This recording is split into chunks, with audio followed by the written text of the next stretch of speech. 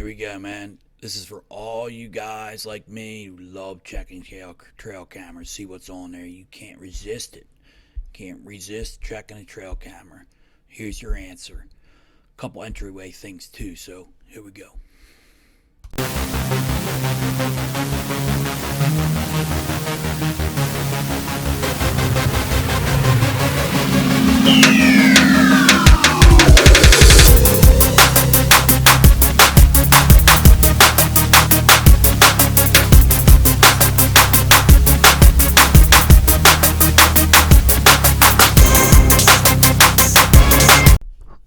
Alright guys, very simple. Roadside, field side cams for the itchy guy that can't stand letting the cameras sit.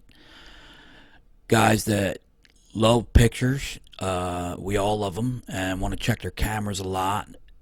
This is for you. Pay attention.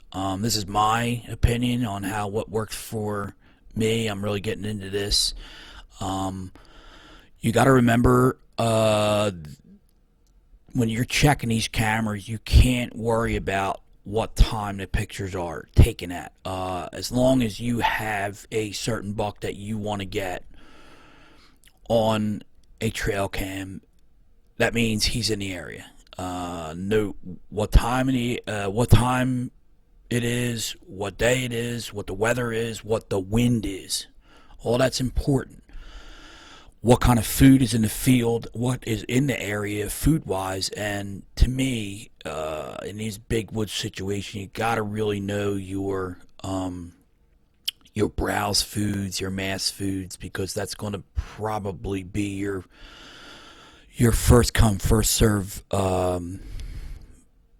food source that they're going to be eating up quick and then going to the crops. They're going to eventually go to the crops every day, but they're going to be stopping at acorns or these high protein browse they call, or whatever it's called. I'll throw a picture of one up I took of yesterday. The red lines on here are deer trails I found. The green dots are camera placement that you could check. I don't care if you check every day. You could pull up to the right side of the road and check every day. They're not bothering anything, and up by there, deer are used to human scent. Notice they're all roadside. Bedding is all surrounded by blue. I hunt this. I've hunted it for years. I still plan on going back to hunting this when I visit a few times in the future. I don't live there no more, but notice my yellow lines. That is all entryways. I can enter this bedding area and hunt it on any certain westerly wind. The only wind I could not enter this area in is any southwest or southerly wind. I'd have to come in from the top.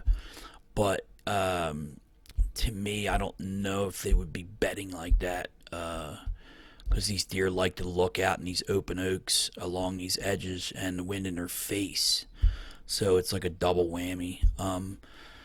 If you notice, I can come around all the way around, and this is why you gotta walk a long ways and plan your entryways, because these yellow lines, that's probably an hour walk.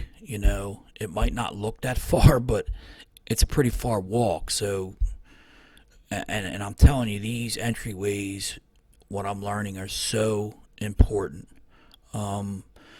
If I came in from the fields to the top of this map at any time, the wind will shift just a little bit out of the northwest or west, and this bedding area is blown up. My hunt is over. And not only on top of that, parking the car up in this area would be a no-no to me. I would be parking down in here and not tipping off these deer that, okay, don't think these deer back here don't hear these trucks and guys getting out of these trucks. Every single year, I see a truck parked right here, or a truck parked right here, or a truck parked right here, or right here. And don't think these deer don't hear that.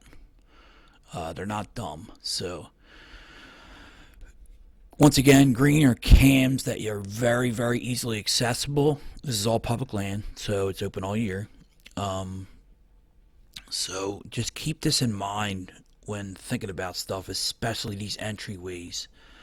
I really plan this time of year. I'm walking in the woods and I'm planning these entryways because it's so thick and so green in these areas that if I can find it in the morning this way, I can find it any time of the year. So I use my phone. I mark a track, stop it there, come back to this point, mark a track, stop it there, and I'm picking trees somewhere in here. Anywhere in here, I'm picking trees while I go. I'm on these summertime scouting trips, and notice I'm not going into this bedding. These are a lot of this is open oaks all around here, some pines, some cedars, but this is thick, man. This is really big bedding in here, and there's some features of points and stuff in here and single trees, and it's a little open, more open right here, and the swamp and the undergrowth is allowed to build to grow. So keep that in mind. I'm checking trail cams and I'm planning entryways, especially for morning hunts. So here we go. What I'm doing is I'm coming in about, maybe 10 yards off the road and just walking the side of the road and hitting on these big trails, a lot of tracks coming in here and going into this swamp over here. Simple, man. You could check these cameras all the time. I'll check them probably once a month. The only thing is I'm putting cheapos out here. The cheapest cameras you can get because it's going to see people. It's right off the road, but I'm going to hide the hell out of these cameras up here. So they're going to be very high and pointing down, and they're going to be pointing into the woods, not out towards this road. So when people come off the road and walk in, they'll walk right by it. Now, pretty self-explanatory. If you could see this, where the end of that stick is beat down, and it's going like this, and it's going up towards and around that tree, and then one goes that way. You could see where these deer are walking right through there. But you can see where that's mashed down at. One of these trees here, this is a good trail coming out off the road and coming through here and splitting off, splitting that way. It's splitting that way, and it's just one of these trees here would be a great camera spot. It's nice and high right there, and it's a cheapo. It's a Wildlife Innovations. I have a public land bracket on the back using straps, and I got them where you can't see it pretty good. So now, real quick on entryways, very simple, real quick. Here you go. Now we're all done for today. What I did was I came back in here. I didn't put another camera up. I didn't really find much.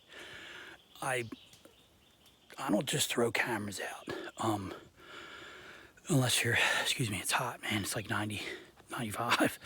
But unless you're really sure you're gonna get a picture, something good, I don't put it, just throw a camera out to throw a camera out. What I did was, as I pan around, I marked the trail. Here's the trail. And I mark where I turn in, that's it. And then what I do is I'll get a tree here and walk a certain north to something that I can hardly see down straight north. Like this tree here and way back there, that white tree, I'll walk to there and then I'll do it again. And I'll keep my track on my Onyx app, and in the morning I can just follow that. It's just a hell of a lot easier. Putting tacks out, which you're not supposed to, and all that stuff. So once again, this time of year I'm trying to just get my routes for certain winds. So this spot here, I might come in this way, come in from the south and head north, and then hook around on any like northeasterly wind, or actually like a westerly wind maybe, but that's kind of pushed it. And if I want to hunt this spot, I have like 3 or 4 different trees in here that I surround where they're bedding at. And here, what I do is I come in different ways on different winds. The wind has to benefit the bucks, or they're not going to be there. If I'm hunting a wind that's coming in my face, I don't bother hunting there, because I really, really have been learning that when I do that, 4-pointer or a spike comes out, or a little 6-pointer, a year and a half, 2-year-old comes out. Basically, what I'm saying is the wind is coming from me, the hunter, to the buck. That's the buck's advantage. If the wind is coming from the buck to me, that's the hunter's advantage. I'm not hunting that. I want the wind coming from me to the buck, because usually the bigger buck is going to be in them beds when he has the most advantages. Guys will hunt a spot with the wind coming from the beds to them and kill a 2-3-year-old, and that's great. But the buck's got to fill in all the bedding areas, and the deer have to fill in the bedding areas. So, with that being said, the biggest bucks get the biggest bedding and the best bedding, the most advantage.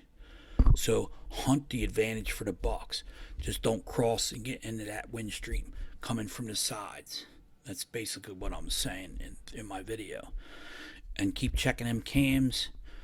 Them roadside cams are important, and pictures are important. Make sure, don't get too deep with them. All you need is 10, 20 yards off the road and off them fields to get your eyes and hone in on a big boy. The big boy's there. So thanks for watching. Appreciate your time. Share and like and subscribe to the Buck Psych.